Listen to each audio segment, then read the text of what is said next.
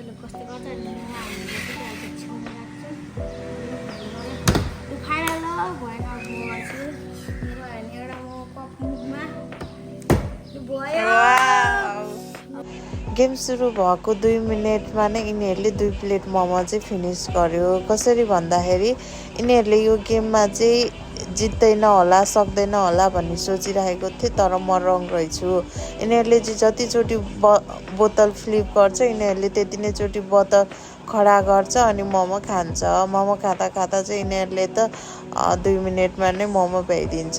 अनि सबै मोमो भ्याइसकेपछि अब के गर्ने त भनेर मैले चाहिँ लास्टमा दिमाग लगाएँ। अब लास्टमा चाहिँ यो एउटा पिस छ कि हैन,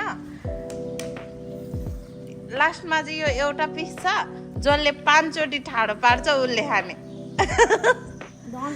नन स्टप 5 चोटि हान्न पायो नन स्टप।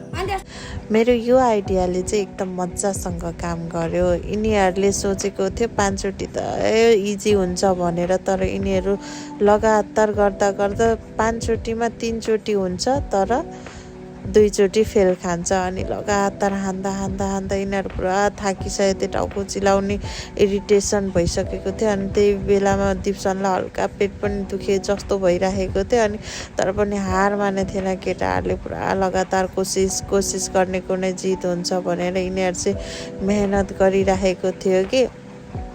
अनि त्यो मेहनत चाहिँ मैले लास्टमा फेरि 5 चोटि नसकेपछि चाहिँ ल तिमीहरूले 3 चोटि गरेपछि चाहिँ खाना पाउँछ भने। अनि यिनीहरूले 3 चोटि लगातार कोसिस गर्दा गर्दा दिप्सन र रिदमको पुरा कम्पिटिसन चलिरहेको थियो कि। अनि म सोचिरहेको थिएँ यिनीहरू मध्ये कसले खाला भनेर।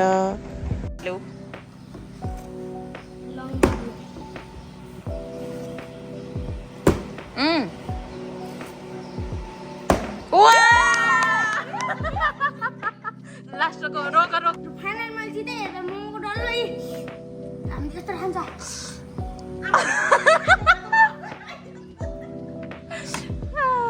ल अब भन्।